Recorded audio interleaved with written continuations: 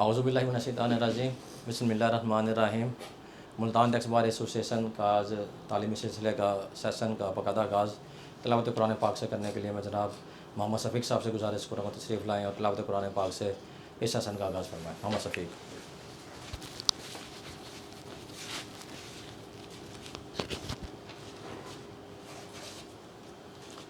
औज़ुबिल्लाहि मिनश्शैतानिर्रजीम बिस्मिल्लाहिर्रहमानिर्रहीम वल अस्रि इन्नल इंसाना लफ़ी खुस्र इल्लल्लज़ीना आमनू व अमिलुस्सालिहाति व तवासौ बिल हक़्क़ि व तवासौ बिस्सब्र।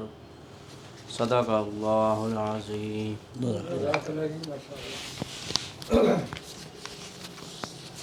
जी मुल्तान टैक्स बार एसोसिएशन का हमेशा से एजुकेशन पर बड़ा फोकस रहा है और अल्हम्दुलिल्लाह मेंबरान की एजुकेशन और तालीमी आबियारी के लिए एक हर टॉपिक में हमने चाहे वो ऑनलाइन हो, चाहे मैनुअल हो, चाहे फ़िज़िकल हमने आप असिस्टेंस के साथ रखे हों, हमने हर मुमकिन कोशिश की है कि हम अपने मुल्तान टैक्स बार के जो मेंबरान हमारे साथ हैं उनको हम उनके नए असारों नए सर्कुलर्स और नए जो लाज आते हैं उसके ऊपर उनको हम अपडेट करते रहें।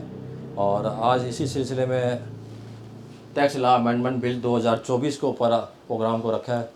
इस प्रोग्राम को मैं अपने senior member Multan tax bar association Javed Iqbal वैसी साहब से गुजारिश करूँगा कि वो अपने ख्यालात का इज़हार फरमाएँ ताकि इसके बाद फिर हम अपने स्पीकर को इन्वाइट कर सकें। जावेद इकबाल वैसी साहब।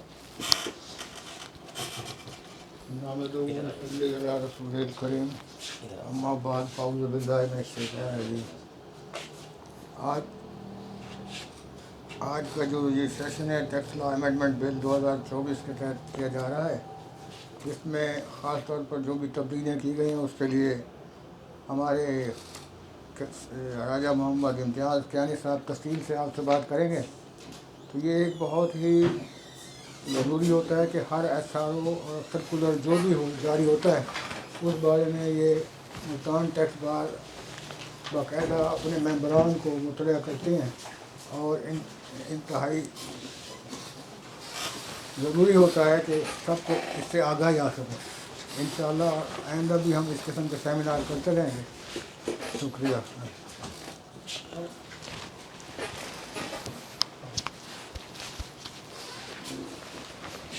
जी प्रोग्राम शेड्यूल से आधा घंटा लेट है तो मैं बिला किसी ताख़ीर आज अपने स्पीकर राजा मोहम्मद इम्तियाज़ कियानी साहब जो हमारे नायब सदर भी हैं मुल्तान टैक्स बार एसोसिएशन और इससे पहले इन्होंने SRO 350 पर जो प्रोग्राम किया था उस सिलसिले में मैं अपडेट कर दूं कि हमारी वीडियोस का कोई 1500 के ज़्यादा व्यूज़ हुए हैं पूरे पाकिस्तान में अल्हम्दुलिल्लाह, क्योंकि SRO 350 पाकिस्तान से बाहर तो किसी ने देखना नहीं है। तो पाकिस्तान की ताज़ा बरदरी ने ख़ास तौर पर बड़ा अप्रिशिएट किया और हमारी जो वकला बरदरी है उनके बाकायदा मुझे कॉल्स आई हैं कि जी कि हमें जनाब राजा इम्तियाज़ कियानी साहब का हमें फ़ोन नंबर दें, हम उनसे मालूमात लेना चाहते हैं। तो SRO 350 को बहुत अप्रिशिएट किया गया। इनकी प्रेजेंटेशन बड़ी जामे थी और बड़ी मुफस्सल और बड़े मुदल्लल अंदाज से इन्होंने समझाया SRO 350 को, तो उसकी पूरे पाकिस्तान में कोई और नज़ीर नहीं मिलती।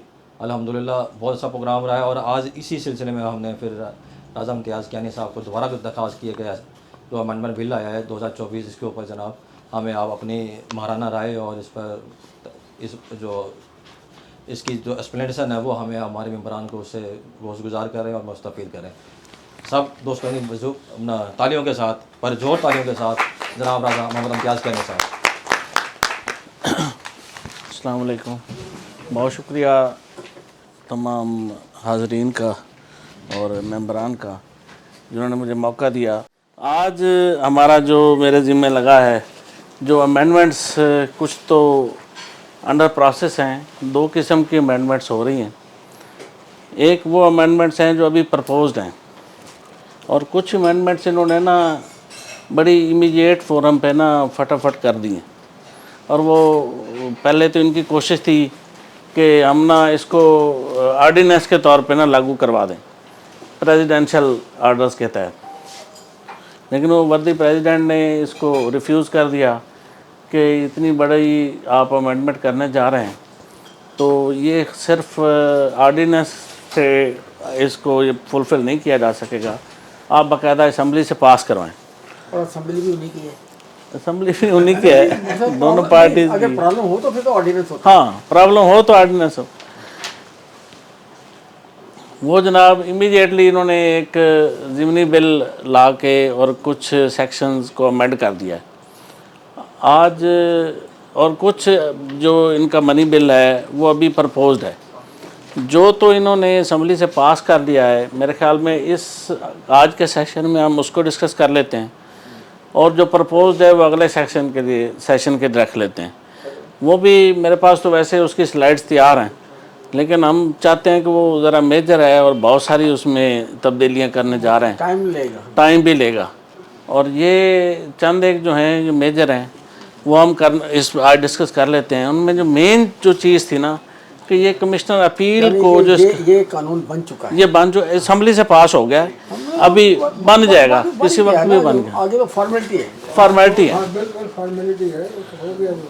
तो इस वजह से हम उसको डिस्कस कर लेते हैं। एक्चुअल इस एमरजेंसी कानून के बैक पे इनका जो मोटिव है वो ये है कि ये कमिश्नर अपील को ख़त्म करना चाह रहे थे और स्पीडी ट्रायल करके और स्पीडी फैसले लेना चाह रहे थे। और जो बैकलॉग बड़ा सारा लिटिगेशन में पड़ा हुआ है इसका अपने टैक्स एक्सचेकर के लिए, वो आसानी पैदा करने के लिए बहुत सारा इनकम टैक्स और सेल टैक्स जो लिटिगेशन की नज़र हुआ है उसको स्पीड लगाने के लिए इन्होंने ये इमरजेंसी में कर दिया। अब वो जब पहले हमारे जहन में आ रही थी या जो रिमर चल रही थी कि ये बिल्कुल ही ख़त्म करने जा रहे हैं कमिश्नर अपील्स को, अब जो इन्होंने अमेंडमेंट्स किए हैं ना वो इसमें ऐसा नहीं है। इसमें इन्होंने कुछ लिमिटेशन कर दिए कि सेल टैक्स को पहले हम देख लें मेरा ख्याल। हाँ,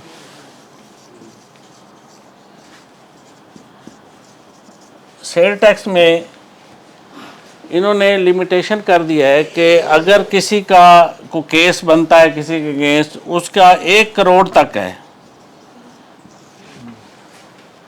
या 1 करोड़ का रिफंड है, रिफंड का केस है, एक्स्ट्रा रिफंड ले लिया किसी ने या टैक्स लगा हुआ है, या टैक्स लगा हुआ है और उसके against order and original demand है, ऑर्डर एंड ओरिजिनल इशू हो गया है 1 करोड़ तक का, तो वो कमिश्नर अपील उसको देखेगा, उसको सुनेगा और कमिश्नर अपील उसके अगेंस्ट ऑर्डर करेगा और वो order and appeal commissioner appeal के पास फाइल होगी। अगर 1 करोड़ से ज़्यादा है तो वो डायरेक्ट ट्राइब्यूनल में जाएगा।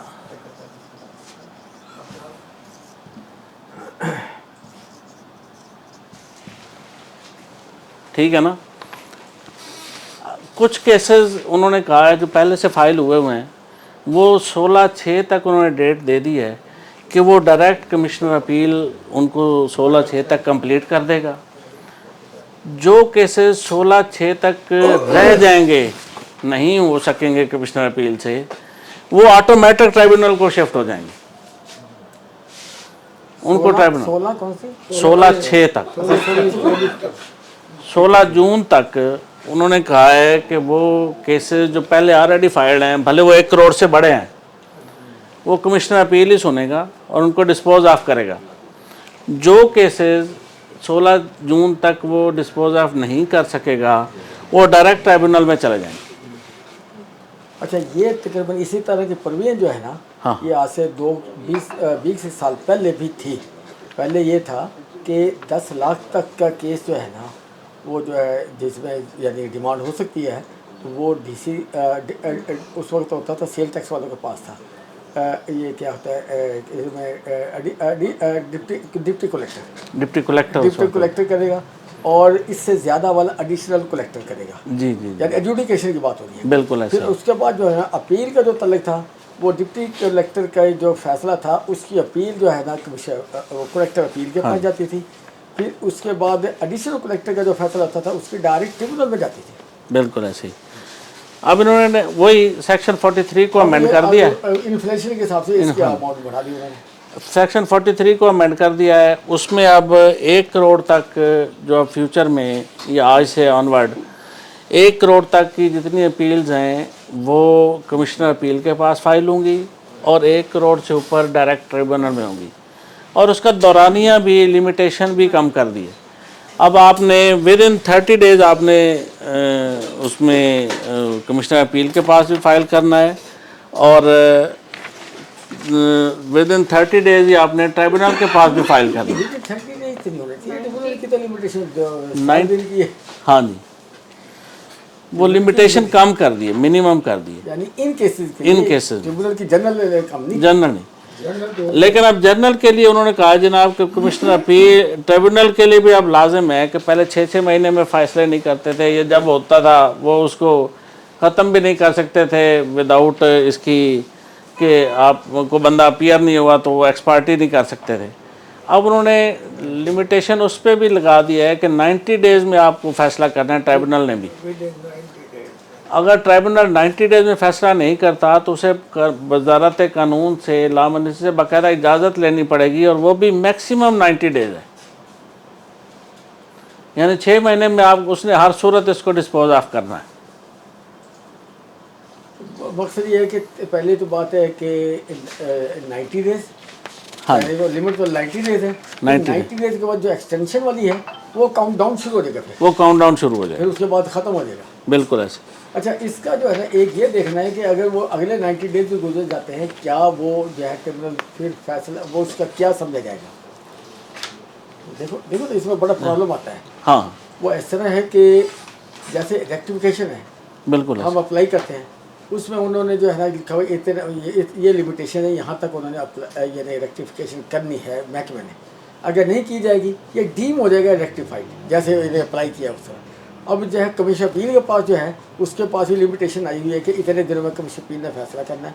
अगर नहीं करेगा तो वो जो है ना वो जो है उस यानी कि अगर टैक्स पेयर उसको नोटिफाई कर देता है कमिश्नर को, तो वो 30 डेज के अंदर फिर बाउंड है कि फैसला करना है। बिल्कुल ऐसे ही। अच्छा, नहीं करेगा इसका कोई नहीं है, ये अपील की बात हाँ। कर रहा हूँ। तो इसका मतलब है कि डीसी का फैसला वो मेंटेन रखेगा, फिर इसका मतलब वो हम कुछ भी नहीं हो सकेगा, कुछ भी नहीं कर सकेंगे। फिर नहीं। फिर उसमें एक और बड़ी एम्बिग्विटी है कि ट्रिब्यूनल के बाद हमें लॉ पॉइंट पे ही रेफरेंस फाइल करना होता है। अब हमारे पास एक ही फोरम रह गया ट्रिब्यूनल, अगर 1 करोड़ से ज़्यादा है तो हमारे पास एक ही फोरम है ना। लॉ पॉइंट वहाँ डिसाइड होगा। फैक्ट के लिए कमिश्नर अपील वाला फोरम हमारे पास था, वो खत्म 2 फोरम थे पहले। अब हमारे पास एक ही फोरम है, उसी पे हमने वो करना है। अगर फैक्ट के ऊपर फैक्ट के ऊपर फैसला नहीं किया उसके बाद आगे हमारे पास गुंजाइश ही कोई नहीं, एक ही है। और वो लॉ पॉइंट पे हमें रेफरेंस फाइल करना है, और रेफरेंस फाइल करने के लिए भी हमारे पास सिर्फ 30 डेज है हाई कोर्ट में। और उसमें भी अगर हम स्टे लेना चाहते हैं ट्रिब्यूनल के थ्रू जाएगा या नहीं, high court, direct high court. पहले तो होता था ना कि एक जो है वो ट्रिब्यूनल को अप्लाई करते थे कि हम हाई कोर्ट को जाना चाहते हैं। नहीं, अब डायरेक्ट हाई कोर्ट जाएंगे ट्रिब्यूनल के फैसले के अगेंस्ट। और वो अगर वहाँ पे हम स्टे लेना चाहेंगे तो वो भी, उसमें भी अब फीसें भी बढ़ा दी, वो उस पर बाद में बात करते हैं। पहले ये देख लें कि उन्होंने हाई कोर्ट में अगर हम स्टे लेना चाहते हैं तो उस स्टे के लिए भी उन्होंने 30 डेज़ का टाइम कर दिया है, और वो मैक्सिमम हम 90 डेज़ के लिए स्टे ले सकते हैं। और वो फर्दर अगर हम मज़ीद उसमें स्टे लेना चाहते हैं तो हम उसमें भी मिनिमम 30% हम पेमेंट करेंगे तो उसके बाद स्टे मिलेगा। हम सरेंडर करेंगे जितना उसमें बन रहा है, और उसके साथ साथ वो भी इसको विद इन लिमिटेड टाइम उसको डिसाइड करने में पाबंद होंगे। वो तो वैसे ही 90 डेज का लिमिटेशन जब आ गई, इससे आगे तो हम ना स्टे ले सकते हैं ना वो दे सकते हैं। हाँ, ना वो उसके और बाद वो स्टे भी मैक्सिमम 90 डेज तक होगा, उससे आगे नहीं चल लेकिन सकता। अगर वो यदि अच्छा ट्रिब्यूनल का है ये ट्रिब्यूनल। अच्छा, तीसरा उन्होंने जो सर एक ADRC बनाई थी पहले, बहुत पहले भी चलती रही, आप भी उसके मेंबर रहे, मिर्ज़ा वहीद बेग साहब भी मेंबर है, ADRC हम उसे कहते हैं।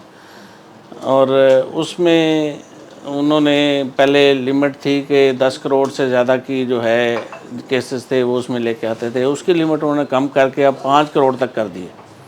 अब 5 करोड़ से ऊपर वाले केसेस भी ADR से के लिए वो फिट तस्वर होंगे। वो जितनी मर्जी 10 करोड़ कर दें, 20 करोड़ कर दें, वो तो है, उनका मैकेनिज्म जो है ना ऐसा है, अब कुछ जाता ही नहीं वहाँ। हाँ, लेकिन उन्होंने कहा जी कि स्टेट ओन जो इंटरप्राइजेज हैं जैसे पाक अरब रिफाइनरी है और इस तरह के जो गवर्नमेंट के इदारे हैं, उनके लिए लिमिटेशंस कोई नहीं है। वो किसी वक्त भी और कहीं भी और जितनी भी उनकी जो है ऑर्डर्स हैं उसके अगेंस्ट वो ADRC में आ सकते हैं। ADRC का मैकेनिज्म ही ऐसा कर दिया। मैंने तो देखा 10-15 साल से कोई भी केस मुल्तान का मैं नहीं देखा, कोई कभी मीटिंग हुई हो, कभी उसमें जो है ना कोई केस आया हो या कोई केस जाएगा तो कमेटी बनती है। मेरा एक केस आया था, उसमें ख्वाजा यूनुस साहब थे और मिर्ज़ा वहीद बेग साहब थे उसमें मेंबर, और हम 2 बंदे पेश हुए थे, मियाँ अब्दुल बासित साहब और मैं, और उसमें हमारा वो एक मसला डिसाइड हुआ था। मियाँ बासित साहब कौन से? मियाँ अब्दुल बासित साहब जो वो आजकल मेंबर एपिलेट है। मैं यही देखना चाह रहा हूँ, ये तो काफ़ी पुरानी बातें हो रही हैं। हाँ हाँ, पुरानी बातें पुरानी बातें, ये तो बहुत वो इतनी पुरानी भी नहीं है, 5-6 साल पहले की बात। वो असल में जो मैकेनिज्म बना दिया है ना, वो डिपार्टमेंट को यानी उसका होल्ड करा दिया, उसका यानी कि डिपार्टमेंट का कंट्रोल है, हर चीज़ है, बिल्कुल ऐसे ही है। और वो भी जो प्रेसिडेंट चैम्बर ऑफ कॉमर्स होगा या लॉयर होगा टैक्स का, वो उसकी सबऑर्डिनेशन में काम करेगा ऐसे ही। लेकिन उसमें एक कमिश्नर साहब भी बैठते हैं, उसमें कमिश्नर साहब भी बैठते हैं। और लेकिन उस ADRC को बनवाने के लिए आपको सेक्रेटरी को अप्लाई करना पड़ता है, बोर्ड बनाता है उसकी, और वही तो पैनल है, उसमें से कोई बना दे नहीं, लेकिन आपका केस फिक्स करने के लिए रेफर जो करता है वो बोर्ड करता है और सेक्रेटरी करता है। वहाँ आपको बहुत सारा पहले ऑलरेडी ब्रीफ करना पड़ता है कि जनाब आप कितने % हक पे हैं। अगर 50% से कम आप टैक्स पेयर की फेवर में जाने वाला केस है तो वो ADRC को रेफर ही नहीं करते। वही मैंने बताया, अब तो इतना कॉम्प्लिकेटेड, तो वो कहते हैं जी हम ज़्यादा पावरफुल हैं इस केस में, इस वजह से हम क्यों ADRC में जाएं भाई। अच्छा, ये मेन मैंने बता दी, ये जो सेल टैक्स के हिसाब से उन्होंने अमेंडमेंट्स की हैं। ADCR में जाने का एक ये भी फायदा होता था कि जितना वो ADCR में रहेगा केस, उसका वो यानी कि प्रोसीडिंग के स्टे हो जाता था। अब तो प्रोसीडिंग से विड्रॉ करना पड़ता है। नहीं, मैं वही बता रहा हूँ, प्रोसीडिंग यानी कि स्टे हो जाता था, और होता था कि ये अफसर जो हमारे खिलाफ फैसला करके कहीं ये ना हो कि डिमांड क्रिएट करके रिकवरी शुरू कर दे, ADCR में चले थे केस में मेरिट हो या ना हो। हाँ, तो लेकिन बिल्कुल सही। अब ADCR की जो उन्होंने सेक्शन 134A के तहत अभी तक कवायद व ज़वाबित कोई अभी तक डिसाइड नहीं किए हैं, लेकिन हो सकता है इस पे आगे जाके कुछ और उसकी नई शराइत को तय हो जाएं या कंडीशन होंगे। फेवर में कोई चीज़ दी इसमें कोई जाएगा तो उसमें कोई टैक्स अल्टीमेटली हमें फ्रेंडली नहीं है। हाँ, अल्टीमेटली हमें तो उसमें अपील ही रहेगी, अपील ही रहेगी। अपील कौन विड्रा करके जाए, और खास तौर पर रेफरेंस कौन विड्रा करके जाए, या तो है ना कि फिर दोबारा अपील से वहीं से दोबारा फाइल करके चला सकता है। नहीं, वो बाज़ का ऐसा कुछ कोई रेफरेंस आ जाता है जो स्टैचू के अगेंस्ट होता है, जिसमें लॉ पॉइंट ऐसा होता है जो कोर्ट्स डिसाइड नहीं कर पा रही होती हैं, और हाई कोर्ट में ख़ास तौर पे केस लगा हो जहाँ लॉ पॉइंट इस तरह का हो जो स्टैचू में अमेंडमेंट करने की तरफ जा रहा हो, तो उस सूरत में वो प्रेफर किया जाता है कि वो ADRC में एमिकेबली आपस में तय हो जाए, और एक वहाँ पे अथॉरिटी ना बन जाए, एम्बिग्विटी हो जाए, हाँ, ताकि उसको पढ़ने पड़े और स्टैचू अमेंड ना हो जाए, ना ही फैसला प्रेसिडेंट बनेगा, प्रेसिडेंट ना बने, उसको बचाने के लिए तो मसला भी हल हो जाए। हाँ, प्रेसिडेंट भी बिल्कुल ऐसे ही। अच्छा, दूसरा इसका सेकंड पोर्शन है इनकम टैक्स का। ये वही हाल हो गया इमरान भाई, ये बहुत उरले पासे कर दे, थोड़ा कमज़ोर सा है आपका स्टैंड। अब एक साइड में था, अब सेंटर में हो गया, अब नहीं गिरेगा ये। अब इनकम टैक्स का जो पोर्शन है, इसमें जो अमेंडमेंट्स हैं वो एक तो उन्होंने मेजर जो अमेंडमेंट किया है सेक्शन 122A में, उसमें सेल टैक्स में था 1 करोड़, इसमें उन्होंने कहा जनाब कि 2 करोड़ तक जो कमिश्नर है वो रिवीजन कर सकता है। सेल टैक्स में 1 करोड़ की है लिमिटेशन, इनकम टैक्स में 2 करोड़ की है। और section 124 assessment given effect on an order, उसमें जहाँ कहीं भी कमिश्नर अपील का लफ्ज़ आया है वहाँ पे उन्होंने लिमिटेशन इसकी 2 करोड़ कर दी। एक नया section 126A pecuniary jurisdiction and appeal 126A इसको मुतारफ़ कराया गया है, जिसमें कमिश्नर अपील इनकम टैक्स के मुतालिक 2 करोड़ के मामलात देख सकेगा। ये तो है कमिश्नर इनलैंड रेवेन्यू 2 करोड़ तक की रिवीजन देखेगा, और दूसरा कमिश्नर अपील भी 2 करोड़ तक की अपील सुन सकेगा। इसका मतलब यानी कमिश्नर की पावर जो है ना 2 करोड़ हो, 2 करोड़ चाहे कमिश्नर अपील हो या कमिश्नर रेवेन्यू फॉर रिवीजन, जी हाँ, फॉर रिवीजन हो या अपील हो, इनकम टैक्स के मामलात में उसकी 2 करोड़ तक की होगी। और 2 करोड़ उसी तरह सेम उन्होंने 16 जून तक के जो केसेस हैं जो 2 करोड़ या 2 करोड़ से कम के हैं या 2 करोड़ से ज़्यादा के भी हैं, जो ऑलरेडी अपील में जा चुके हैं, वो डिसाइड करेगा कमिश्नर अपील ही। अगर 16/6 तक वो डिस्पोज ऑफ नहीं कर पाता या कमिश्नर अपील का ऑफिस उसको नहीं कंप्लीट कर सकता, तो वो ऑटोमेटिक ही ट्राइब्यूनल में चले जाएंगे और वो ट्राइब्यूनल डिसाइड करेगा 16/6 के बाद। 16/6 कट ऑफ डेट है, उसके बाद तमाम केसेस जो 2 करोड़ से ऊपर के हैं वो ऑटोमेटिक ट्राइब्यूनल में चले जाएंगे। नए हैं या पेंडिंग, नए हैं या पेंडिंग है, पेंडिंग तो ऑटोमेटिक वहाँ चले जाएंगे, जो नए हैं वो अप्लाई ही ट्राइब्यूनल में जाके हो जाएगा ही वही। इसी तरह सेक्शन 130 अपीलेट ट्राइब्यूनल को तब्दील किया गया है। उसमें जो तब्दीलियाँ की गई हैं वो ख़ास तौर पे अपीलेट ट्राइब्यूनल की फॉर्मेशन की हैं, कि उसमें जो जुडिशल मेंबर्स हैं या ख़ास तौर पे जुडिशल मेंबर्स के लिए, और हैं 2 शिक्के उसके लिए भी हैं, जो अकाउंटेंट मेंबर्स हैं वो ग्रेड 20 का हो या 21 का ऑफिसर हो, जो कम अज़ कम उसकी 3 साल तक सर्विस हो, वो उसका अकाउंटेंट मेंबर बन सकेगा। लेकिन जो जुडिशल मेंबर्स हैं उनके लिए एडवोकेट हाई कोर्ट हो जिसकी कम अज़ कम उसका तजर्बा 15 साल हो, और या चार्टर्ड अकाउंटेंट हो जिसका कम अज़ कम एक्सपीरियंस 10 साल हो। अब इससे एक ना जो 10 साल, हाँ, as a practising member, practising job वाला नहीं, प्रैक्टिसिंग मेंबर, जॉब वाले तो बहुत मिल जाएंगे। हाँ जी, प्रैक्टिसिंग मेंबर, प्रैक्टिसिंग वाला 10 साल अपने प्रैक्टिस स्टार्ट करके 10 साल, यानी कि थोड़ा सा मूवमेंट बना के वो कैसे जाएगा वो। अब इससे एक फ़ायदा हुआ है कि जो जुडिशल मेंबर्स की क्वालिफ़िकेशन के हिसाब से पहले जो डिस्ट्रिक्ट जज और सेशन जज और या हाई कोर्ट के जज रिटायर्ड आके इधर मेंबर बन जाते थे, अब उनका रास्ता बंद हो गया। हाई कोर्ट वाला तो मेरे ख्याल में कोई भी नहीं आया, लेकिन जो वो आज़म खान साहब वो आए हैं, सिर्फ एक ही हैं, सॉरी सेशन जज लेवल क्या है, हाई कोर्ट का जज नहीं आया कोई। लाहौर भी बैठे हैं, लाहौर भी बैठे हैं, कौन हाई कोर्ट का जज? नहीं, पहले वो आ रहे थे ना, सुनने में आ रहा था कि शौकत सिद्दीकी साहब को आई थिंक चेयरमैन बनाने के चक्कर में पड़े हुए थे, और उनको चेयरमैन बना रहे थे अपीलेट ट्राइब्यूनल के। हाँ, तो वो अब उनका रास्ता ख़त्म हो गया है।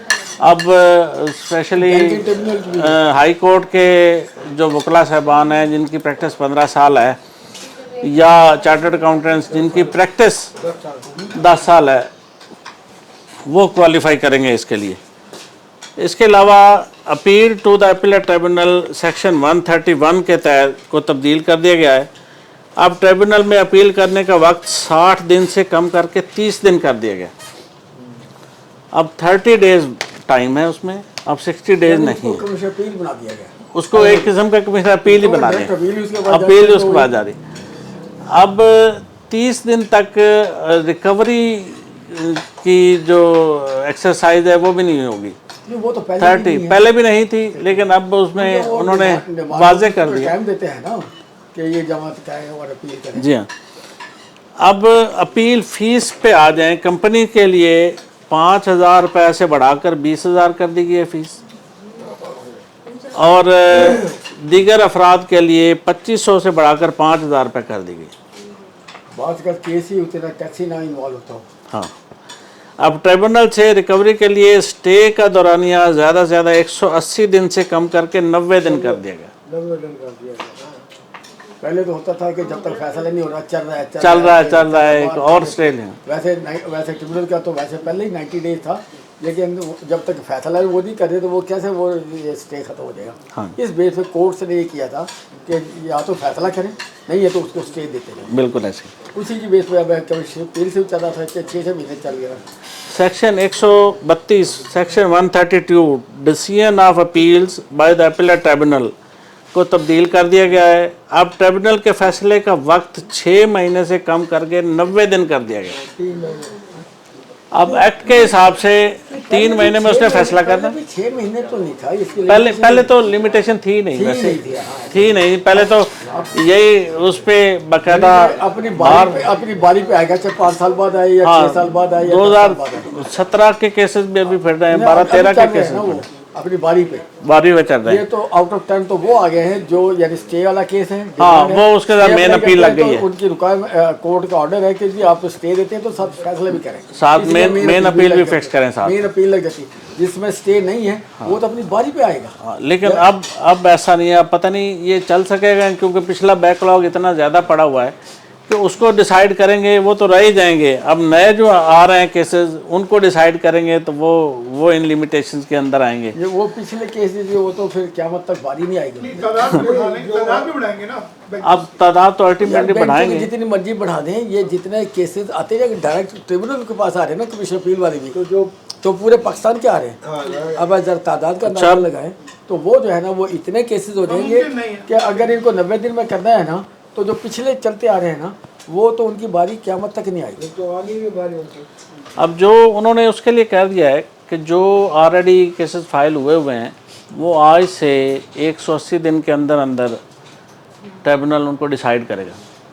अगर 180 दिन के अंदर डिसाइड नहीं कर सकता तो फिर मज़ीद टाइम लेने के लिए ट्रिब्यूनल को बाकायदा इजाज़त लेनी पड़ेगी वजारत कानून से, और वो मैक्सिमम 90 डेज़ देगा। 90 डेज़ में उनको हर सूरत पिछले सारे डिसाइड करने। इसका मतलब यह है कि वहाँ इतना रश पड़ जाएगा कि अगले 6 महीने वहाँ मेरा नहीं ख्याल कि सुबह दोपहर शाम रात तक केस करेंगे या ताज़े आए वाले लिमिटेशन में लिमिटेशन है। पिछली नई लिमिटेशन तो वो 90 डेज़ कर दी। पुरानों की भी लिमिटेशन आ गई और नए की भी है। नहीं, पिछले की 180 डेज़ की। 180 डेज़ भी ज़्यादा नहीं है ना। हाँ, वो भी 6 महीने भी तो करने हैं ना अपने उस लिमिटेशन में। बिल्कुल ऐसे ही। अब ट्रिब्यूनल के लिए लाजमी होगा कि वो एक और भी इन्होंने इंसर्शन की है कि लाजमी होगा कि वो पहली पेशी पर टैक्स गुजार को 134A के तहत रेजोल्यूशन कमेटी में जाने के लिए बता दे कि यार आप वहाँ चले जाओ, वहाँ डिसाइड करा लो। शायद वो कमेटियाँ ज़्यादा फाल हो जाएं। अब वो खुद से बताएगा कि जनाब आप वहाँ चले जाएं, वहाँ पे आप वहाँ से डिसाइड करा लें। अगर वो टैक्स पेयर कहेगा या उसका वकील कि मैं वहाँ नहीं जाना चाहता तो उसके बाद वो डेली बेस पे उसको फिक्स करेगा। और ये इसको स्पीड अप करने के लिए उन्होंने ये मैकेनिज़्म बना दिया है कि लेकिन बताएगा उसे ज़रूर कि यार हमारी जान छोड़ दे, वहाँ से करवा ले। सर ये स्पीड अप नहीं होगा, ये और लॉन्ग हो जाएगा ये। अब देखें, लेकिन उसके लिए भी उन्होंने एक बड़ा तरीका कार दिया है। इमरान खान उन्होंने कहा जनाब कि अगर कोई टैक्स गुजार पेशी लेने के लिए आएगा तो कम से कम 50,000 रुपये जमा करवाएगा। आपका 50,000 फीस है पेशी, एडजर्नमेंट नहीं ले सकेगा। अब एडजर्नमेंट लेने के लिए उसे 50,000 पे करना पड़ेगा। यानी कि वो एडजस्टेबल नहीं, फीस है, उसकी फीस है एडजर्नमेंट की। अब एडजर्नमेंट लेने के लिए उसे 50,000 डिपॉजिट करना पड़ेगा। और मेरा मशवरा है दोस्तों से भी कस लें वर्दियाँ, अब हमें ट्रिब्यूनल में बैठना है। नहीं, अगर ये छोटे-छोटे काम छोड़ दें। ट्रिब्यूनल जॉइन करे, फटके किसी दिन मेंबर नहीं आया, किसी दिन कोई और चीज़ होगी, अब उन्हें भी पेनल्टी होगी पड़ेगी। नहीं, वो 90 डेज एडजर्नमेंट वो भी तो एडजॉर्नमेंट ही हो रही है ना। वो भी एडजर्नमेंट हो रही है ना। हम लाहौर जाया करते थे, पता चलता था आज वो फलां जज नहीं आया तो आज हाँ, लेकिन ये टैक्स पेयर के लिए सिर्फ लाजम करार दिया गया है, उनके लिए नहीं है, उनके लिए नहीं है। वो जितनी मर्जी एडजॉर्नमेंट ले लें। हाँ, अब सेक्शन 133 तो फिर हम reference to High Court. Adjournment नहीं लेते, आप दे दो हमें। हाँ, ये मिल मिला के हो सकता है। 25,000 ले लो, आप दे दो। नहीं, 25,000 क्यों ले लो, दोस्ती अभी तो होती है ना। हाँ, वो तो अलग बात है ना। पहले ही बंदा फोन बात करे, दोस्ती सिर्फ कि पैसे आज- की है। आज आपने मेरा केस एडजॉर्न करा। ज़्यादा बेहतर है दोस्ती। नहीं 25, अरे हर बंदा नहीं ना, फिर 25 वाला। इस्लामाबाद हाई कोर्ट में कोई पेशी लिया तो बकायदा कॉस्ट लगी है हाँ। महकमे को। अब विद कॉस्ट एडजर्नमेंट हुआ करेगी। हाँ, महकमे को कॉस्ट लगी है कि जी आपने आई क्यों नहीं है। Section 133 reference to High Court को तब्दील कर दिया गया। अब हाई कोर्ट में रेफरेंस दायर करने के लिए अब वक्त 90 दिन से कम करके 30 डेज कर दिया गया।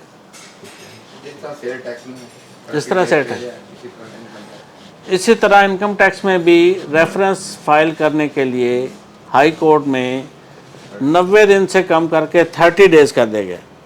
और वही ट्रिब्यूनल के फैसले के 30 दिन तक टैक्स रिकवरी का प्रोसेस नहीं होगा, कोएसिव मेजर्स अडॉप्ट नहीं किए जाएंगे। हाई कोर्ट में रिकवरी रुकवाने के लिए जो स्टे लेंगे हम, उसके लिए हमारे पास हम पे एक और इम्पोजिशन डाली है। उन्होंने कहा जी 30% टैक्स जमा कराएंगे फिर स्टे मिलेगा। जो भी आपके खिलाफ ऑर्डर है उसमें जितनी डिमांड है, डिमांड का 30% आप जमा करवाएंगे, आजम साहब तैयार फिर आप स्टे लेंगे। ये लेना आजम साहब ने। और अच्छा, अब ये कर लें, फिर मैं थोड़ा सा हाँ, अभी कोई इसमें- बिल्कुल बिल्कुल। और उस स्टे का दौरानिया भी अब ज़्यादा से ज़्यादा 6 महीने तक होगा। अगर 6 महीने में फैसला नहीं हुआ, लटक गया है, जैसे हाई कोर्ट में हमारी रूटीन है कि जनाब लेफ़्ट ओवर हो गया है केस, तो 6 महीने तक पेशी नहीं लगती। 6 महीने बाद स्टे ऑटो ख़त्म हो जाएगा और रिकवरी काम स्टार्ट हो जाएगा। रिकवरी हो जाएगी, हो जाएगी। हो सकेगी, वही रिकवरी काम स्टार्ट हो जाएगा। नहीं हो सकेगी, यानी अख्तियार आ जाएगा रिकवरी करने का। रिकवरी करने का बकायदा अख्तियार, बात है, आप पैसे देके उनको रोकेंगे, वो तो अलग बात है। नहीं वो हो सकेगी, ऐसे कहो। अब हाई कोर्ट में रेफरेंस दायर करने की पहले फीस होती थी 100 रुपये, अब फीस हो गई है 50,000, कितनी हो गई? 50,000 50,000 रेफरेंस रेफरेंस दायर। आपका अब पहले 50,000 रुपये हमारा कोई निकला होता था ना डिमांड, हम उसके अगेंस्ट में रेफरेंस में चले जाते थे। है या 100 रुपये रखा है। 100 रुपये था, 3 सेट तैयार करने हैं, ठापा करनी अब मैं है। आपको बताता हूँ कि मैं 92 में हज पे गया था ना, जद्दा में गया, वहाँ घड़ी मैंने राडो लेनी थी, वो मैंने पता चला कि 9-10 हज़ार रुपये की थी पाकिस्तानी रुपीज़ में, रियाल की कन्वर्ट करके। अच्छा, एक और घड़ी थी, चौरसी थी, काला फ्रेम था उसका, डिजिट भी कोई नहीं थे नज़र आ रहे, तो मुझे अगर वो 2,500 की भी कहता ना तो शायद मना लेता। मैंने पूछा कि कितने की है, उसने जो फिक्र बोली ना, मैंने कहा 7,000। कहता नो 70,000। हालांकि वो 2,500 की मुझे देता, उसकी शेप ऐसी थी, कुछ था, यानी थी राडो की, लेकिन ब्लैक डायल, चौरस थी, लंबी सी, मुस्ततील सी। तो वो मैं अगर मुझे ये 2,500-3 हज़ार की भी कहता शायद मना लेता। 7,000 मैं 7,000 समझा, कहता नो 70,000।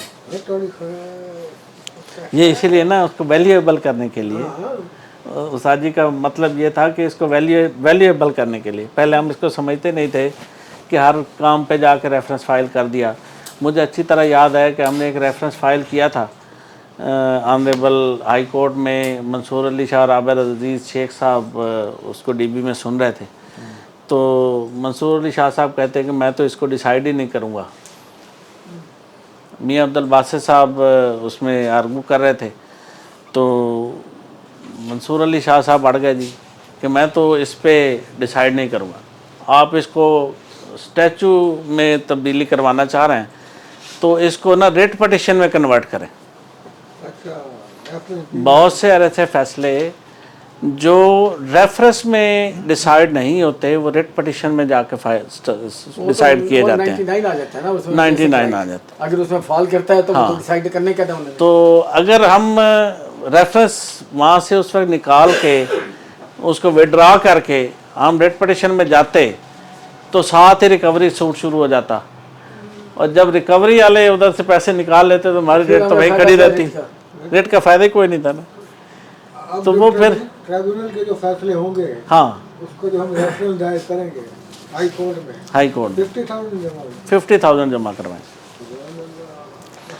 अब उन्होंने अगर इसका आसान ज़बान में मतलब तो यही हुआ ना कि ना ही कह कर, दिया वही सही है, वही सही है, आगे पीछे सोचने की जरूरत भी नहीं। बिल्कुल ऐसे ही। इसमें मैं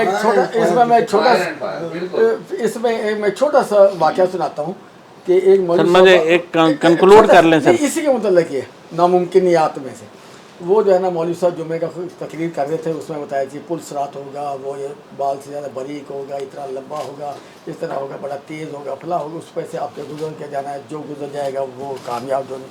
कहते फिर तो ना ही समझिए ऐसी कैसी। Section 134A alternate dispute resolution committee, वही उसके सब सेक्शन 1 और 2 को इन्होंने तब्दील कर दिया है। उसके मुताबिक पहले 10 करोड़ तक था उसकी लिमिट, उससे बड़े केसेस या 10 करोड़ या उससे बड़े केसेस ADRC में लाए जाते थे। अब वो 5 करोड़ तक के केसेस भी ADRC में लाए जा सकेंगे, और उसकी हद अब उन्होंने 5 करोड़ तक कर दी है, पहले 10 करोड़ थी। अब इब्तदाई तजवीज़ उसमें यही है कि कमेटी के फ़ैसले से पहले हम लोग पाबंद होंगे कि अपने जितने भी रेफरेंस है या किसी भी कोर्ट में हाँ, पेंडिंग withdraw है करें। वो विड्रॉ करनी पड़ेगी, और विड्रॉ करेंगे उनके रहमो करम पर आ जाए। हाँ, उनके रहमो करम पर आ जाएंगे। उसमें भी भले 3 लोग उसमें होते हैं, एक चार्टर्ड अकाउंटेंट होता है, एक अच्छा लॉयर होता है जो रिप्यूटेड हो, टैक्स एडवाइजर, टैक्स एडवाइज़र देख लें, टैक्स एडवाइजर, और एक बिजनेसमैन होता है, और एक डिपार्टमेंट का बंदा, चाहे कमिश्नर हो या AD। नहीं अब तो DC के अंडर किया हुआ है ना। अब DC, हाँ और ये जो है ना, हाँ, एक और तब्दीली भी लाए हैं। और जो है ना टैक्स प्रैक्टिशनर कितने भी सीनियर बंदे हों वो सारे सबऑर्डिनेशन में होंगे DC के। बिल्कुल। एक और तब्दीली जो मेजर तब्दीली जुरिसडिक्शन की लाए हैं, पहले अदालतों में बहुत सारे ऐसे फैसले हुआ करते थे जिनमें ये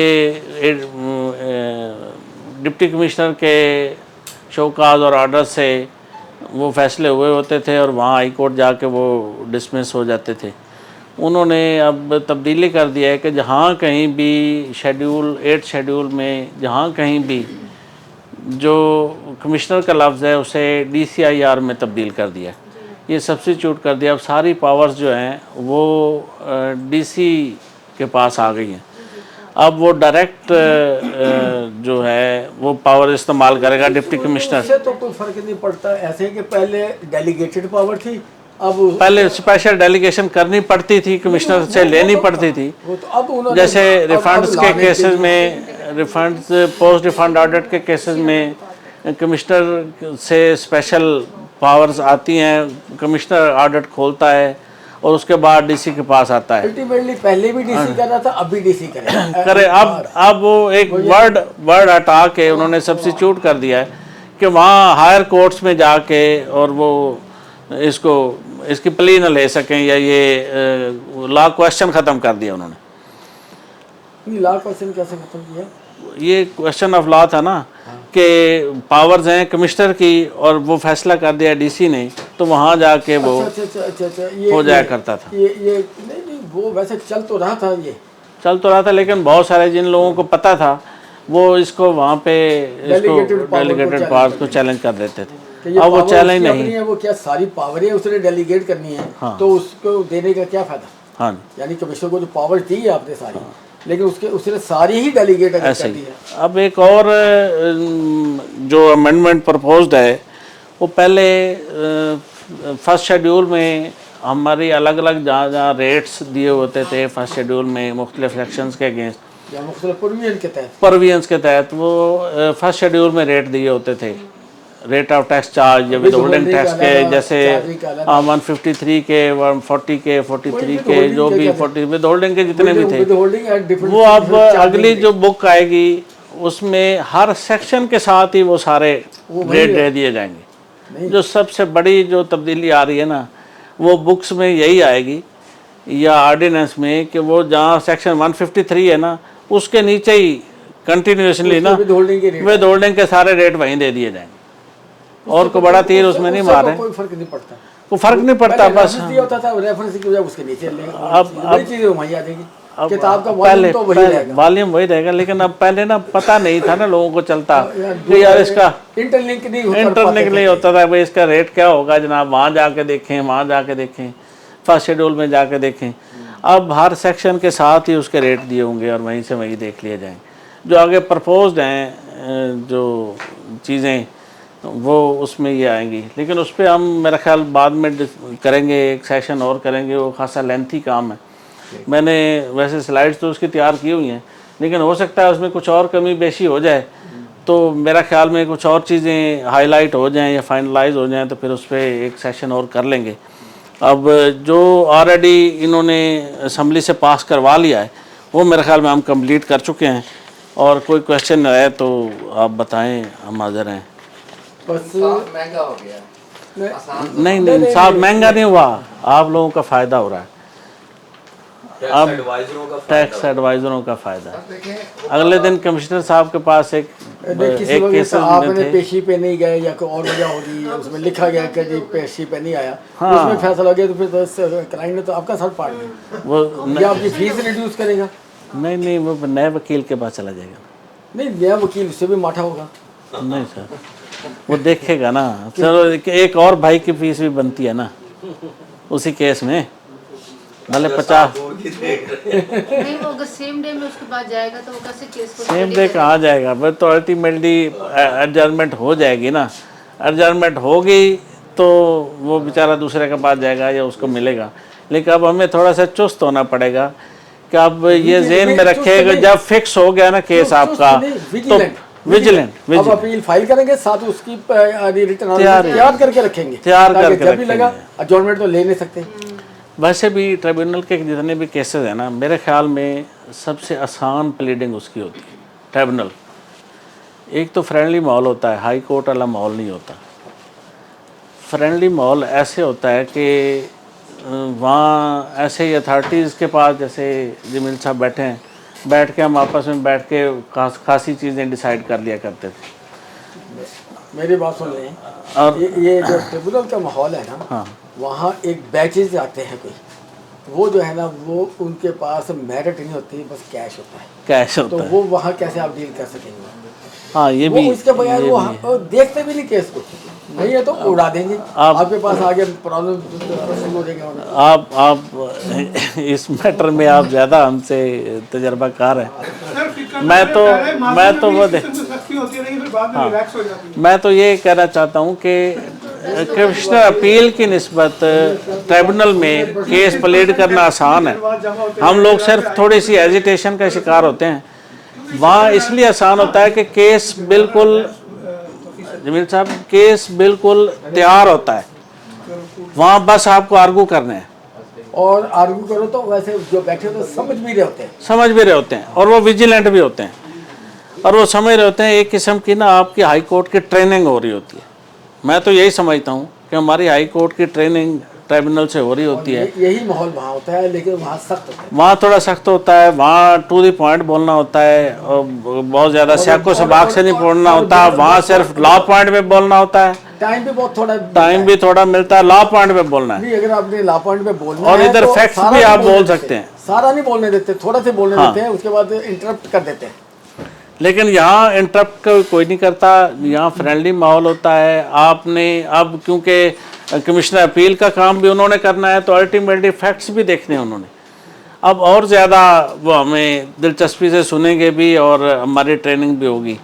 अब मेरे ख्याल में बेहतर है कि हम सारे दोस्तों को वर्दियाँ कस के ट्रिब्यूनल में पेश होना चाहिए, और उसमें हमारे लिए खासे फ़वायद हैं कि एक तो हमारी हाई कोर्ट की ट्रेनिंग हो जाएगी, दूसरा अब फैक्ट्स की भी वहाँ सुनवाई भी होगी और बहुत सारी चीज़ें ऐसे केसेस होते हैं जो उससे हट के होते हैं रूटीन से, और वो फैक्ट्स पे ही कामयाब होते हैं। अगर कोई ट्रिब्यूनल वाला किसी बदनीयत की वजह से ये तो वैसे रब्ता नहीं किया और उड़ा देगा, फिर आपके पास क्या फोरम है? फिर हाई कोर्ट के अलावा कोई फोरम में तो वो फैक्ट जाता ही नहीं। हाँ, फैक्ट्स पे नहीं, फिर तो आपको लॉ पॉइंट एक आधा बचा के रखना पड़ता है। हमारे फैक्ट वाले होते हैं। पहले तो सर हम ऐसे करते थे भी शुरू से ही, अगर ONOE हमारे ख़िलाफ़ है तो उसी में ही हम कोई ना कोई लॉ पॉइंट ढूंढ के रखते थे, जो हमारा ट्राइब्यूनल तक हम उसको छेड़ते नहीं थे, बस ऐसे टच दिए रखते थे बीच में ना, क्योंकि हाई कोर्ट में बग़ैर टच दिए हुए ना कि आपके पिछले किसी ऑर्डर में लॉ पॉइंट नहीं है तो वो नहीं सुनते थे। हम उसको बस नोट करवाते थे वहाँ और डिस्कस नहीं करते थे जानबूझ के, कि हमें पता है कि आगे जाके रेफरेंस में हमें वो लॉ पॉइंट करना है। इस वजह से कोशिश यही होती है, अब भी यही होगी कि हम लॉ पॉइंट हाथ में रखते हैं एंड तक, उसको ऐसे तरीके से डेवलप करें कि वो लॉ पॉइंट बन जाए, आप आगे जा सकें। और ये उस्तादों से सीखने की बात है, जो चीज़ें डायरेक्ट हम लोग नहीं कर पाते वो यही लॉ पॉइंट्स पे ही उस्तादों की हम राय और उनकी गाइडेंस लेनी बहुत ज़रूरी है। इस पे मेहनत करनी पड़ेगी काफ़ी तैयार करते हुए, ताकि वो फैक्ट ना रह जाए, लॉ पॉइंट भी बन जाए। बिल्कुल ऐसे। अब लॉ पॉइंट पे बात करने के लिए मैं जनाब मुल्तमस हूँ अपने जनरल सेक्रेटरी साहब से, वो हमें अब अपील तैयार करने का भी तरीका बताएंगे। उन्होंने अपना और समोसा तो खाया नहीं, वो कैसे बोलेंगे? और हमें बाकायदा अपील का तरीकाकार और लॉ पॉइंट्स भी बताने की कोशिश करेंगे। थोड़ा सा एक बात करना चाहूँगा, वो जो 30% क्या है ना कि ये जमा कराएंगे तो फिर वो स्टे के लिए नहीं, स्टे के लिए ही मैं आपको बताता हूँ कि 92 से 95 तक मैं पहली बार जनरल सेक्रेटरी था पाकिस्तान टैक्स बार का। उस ज़माने में मैंने FBR को एक प्रपोजल दी थी कि कोई भी अफसर जो फैसला करता है उसका पहले तो उसको एक कोड नंबर दिया जाए, फिर उसके बाद जो है ना उसका फैसले में जितनी उसने टैक्स डिमांड बनाई है वहाँ उसके बना दिया, इसने इतनी डिमांड क्रिएट की। फिर उसके बाद जो है ना ये एक बेसिक हो गया कि ये डिमांड कितनी क्रिएट की। फिर अगले फोरम पे जो है कम होती जाएगी जितनी, वो उसका रिड्यूस करते जाओ। अल्टीमेटली जहाँ फाइनल हो जाए वो उसका फाइनल में आ जाएगा कि इसने इतनी बस 100 डिमांड की थी, इसका जो है ना 30 में यानी फाइनल रही है, या 10 रही है, या 80 रही है, या 90 रही है, इस तरह के बनाओ। उस ज़माने में कंप्यूटराइजेशन नहीं थी, कोड तो महकमे अफसरों को अलाट हो गए थे उस समय मेरी इस प्रपोजल पे, लेकिन ये आगे काम चल नहीं सका था। अब कंप्यूटराइजेशन बहुत एडवांस है, अब एक सॉफ्टवेयर भी बनाया जा सकता है कि कोई फैसला जहाँ भी कहीं किसी फोरम पे जाके आगे मॉडिफाई होता जाएगा, जितना उसका वो डिमांड रिड्यूस होगी वो होगा। और ये जो है ना ये उसकी एक यानी कि उसकी जो है कम्पिटेंसी का टेस्ट हो रहा है।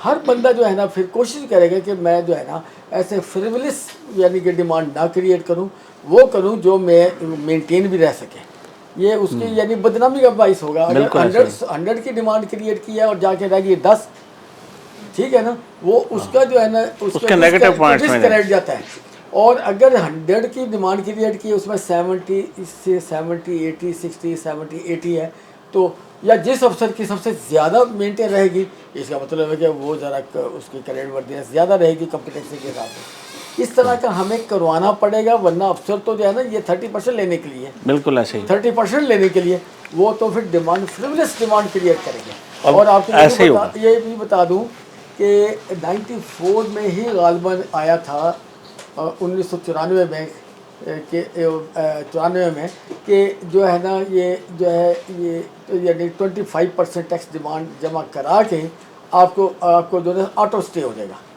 यानी बिल्कुल ऐसे है ना, ऐसे 25% आप जमा कराएंगे ऑटो स्टे पे चलेगा। तो वो जो है ना उन्होंने अफसरों ने जो है ना डिमांड इतनी की बनानी शुरू कर दी ताकि 25% ही उनका जितनी डिमांड वो चाह रहे होते उतना तो बन जाए।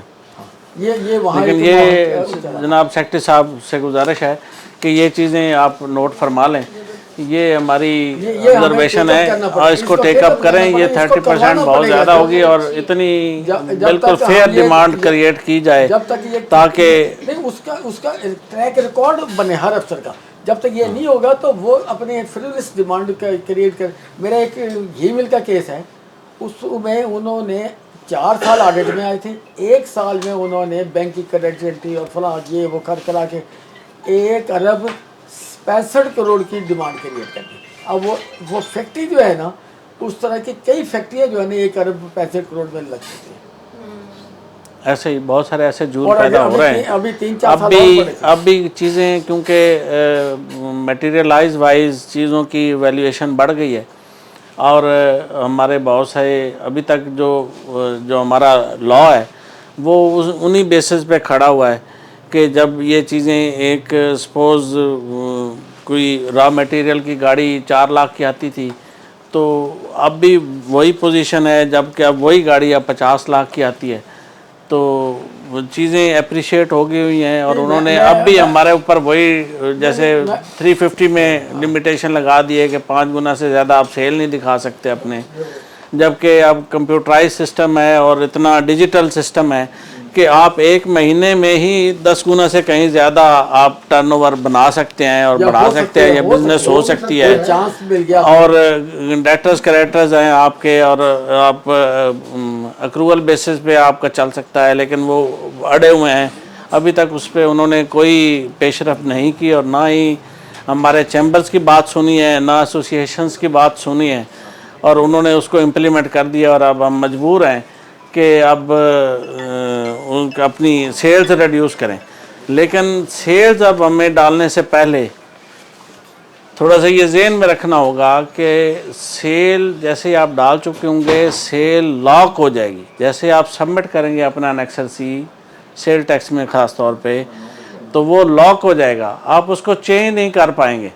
नहीं, रिवाइज पे अगर करनी हो किसी ने, वो कैसे करेगा? वो तो जब रिटर्न फाइल हो जाएगी उसके बाद रिवाइज होगी ना, अभी रिवाइज नहीं हो सकेगी। अब आप उनके शिकंजे में फंस गए हैं। अब आपने या तो इनपुट के अगेंस्ट आप लाइबिलिटी क्रिएट होगी तो वो पे करनी होगी, या आपकी इनवाइसेस जो एक्यूरेट इनवाइसेस हैं जो डालनी पड़ेगी, सोच समझ के सेल डालनी पड़ेगी। आप उससे बेहतर है कि आप उतनी सेल डालें जितनी आपकी इनपुट इनवाइसेस पिछले महीने की आपके पास आ चुकी हैं और वो क्लेम हो चुकी हैं, और आपके जो सप्लायर्स हैं उन्होंने रिटर्न सबमिट कर दिए हैं। और इसी तरह 1 महीने के बैकलॉग पे चलें तो कैरी फॉरवर्ड आपका ज़्यादा से ज़्यादा वही बढ़ता रहेगा। अब उन्होंने एक और तब्दीली जो मेजर बड़े अरसे पहले करनी चाहिए थी, वो अनेक्सर एफ़ में तब्दीली कर दी है। अब पहले अनेक्सर एफ़ में 2 फिगर्स सेल्स की हमने खुद डालनी होती थी कंजम्पशन की, अब वो ऑटो कैलकुलेट हो रही हैं। पहले सिर्फ परचेजेज ऑटो कैलकुलेट होकर आती थी, अब सेल्स भी ऑटो कैलकुलेट होकर आ रही हैं, ऑटो पिक। अब वो ऑटो कैलकुलेट हो रही हैं। अब मेरा ख्याल वो वाला मसला हल हो जाएगा हमारे, क्योंकि बहुत सारे केसेस हमारे डिपार्टमेंट को भी नहीं पता अब अनेक्सर एफ एक्चुअल है क्या। एक्चुअल अनेक्सर एफ है वैल्यू एडिशन का अनेक्सर। उसमें बहुत सारी चीज़ें ऐसी हैं कि आपकी परचेजेज जो आ रही हैं उसके अगेंस्ट आपने उसमें से परचेज में से कितना आप कंज्यूम किया है, बाकी आपकी वैल्यू एडिशन है। ये नहीं कि आपने सारी के सारी उसी में से सेल कर दी है। आपने एग्जेम्प्ट सप्लाईज आपके पास हुई हैं वो भी आपने सेल कर ली हैं। आपके पास अनरजिस्टर्ड से आपकी परचेज है वो भी आपने सेल कर ली है। तो हमारे डिपार्टमेंट यही समझते रहे हैं अब तक कि ये आपका ना स्टॉक स्टेटमेंट है, जबकि अनेक्सर एफ कहीं किसी तौर भी स्टॉक स्टेटमेंट नहीं है। हमने आगे केसेस में भी बहुत इसको प्लेड किया है, ये किसी तौर बनती नहीं है स्टॉक स्टेटमेंट। इसी वजह से अब उन्होंने इसको ऑटो कर दिया है कि आपकी सेल्स और परचेजेस का जो डिफरेंस है वो खुद से कैलकुलेट कर रहा होता है, और वो मेरा ख्याल अब मसला अनेक्सर एफ वाला हल हो गया है। मेरे ख्याल में मेरा लेक्चर एंड हो गया। जो है ना, ये जो है जो यानी कि फ्रिवलेस डिमांड क्रिएट कर देंगे, इन्फ्लेटेड डिमांड क्रिएट कर देंगे ताकि रिकवरी। हाँ, इस पे उनको जुर्माना होना चाहिए। नहीं, आपको मैं बताता हूँ कि ये जो है ना, ये जब ये शहबाज शरीफ की ये गवर्नमेंट आई थी ना इमरान के बाद, उन्होंने अपने केसेस ख़त्म कराने के लिए ये किया था कि जो है नैब वाले कानून में जो तरमीम की थी कि अगर वो साबित ना हो सका तो वो उसको जिस अफसर ने केस बनाया उसके ऊपर एक्शन लिया जाएगा। याद ही याद है। अब जब ये एक्शन लिया जाएगा कौन केस बनाएगा? किसी अपने ने गले दिलवाने के लिए। अभी उन्होंने इसमें अमेंडमेंट की है, पिछले साल अमेंडमेंट वही नैब कवानीन में हुई थी अपने आप को जान छुड़ाने के लिए नैब कि हाँ का डंग निकालने के लिए। हाँ, लेकिन वो अभी इधर भी कर दें तो ज़्यादा बेहतर रहेगा इस तरह कि जो भी अफसर को केस बनाए या ONO इशू करे, उससे चाहिए कि वो आगे फिर उसको प्रूफ भी करे, या उसके बाद आगे क्यूमुलेटिव उसका ट्रैक रिकॉर्ड बनता जाए कि इसमें कितना यानी फाइनल हुआ, कितना डिलीट हो गया। हाँ, फिर उससे कम से कम ये उसका ओवरऑल ट्रैक रिकॉर्ड बनता होगा। जाएगा कि जी इस स्टेज पे इतना इसका फाइनल है, इस स्टेज पे इतना फाइनल है, इस स्टेज पे इतना फाइनल है, फला स्टेज पे इतना, यानी हर लेवल पे। और जो बिल्कुल कंक्लूड होता है आगे जाके ब्लॉक हो जाता है किसी स्टेज पे जाके, तो यहाँ जो है ना ये इतना इतनी क्रिएट की हुई डिमांड इसे टोटल ओवरऑल क्यूमुलेटिव, और उसमें से इतनी रह गई है सिर्फ। बिल्कुल ऐसे ही। आपने बहुत अच्छा माशाल्लाह हमें साथ साथ गाइड करते रहे और ज़बरदस्त, बहुत शुक्रिया जी, थैंक यू, अस्सलाम वालेकुम। इससे उससे भी तरीके से काम करेंगे। यानी साहब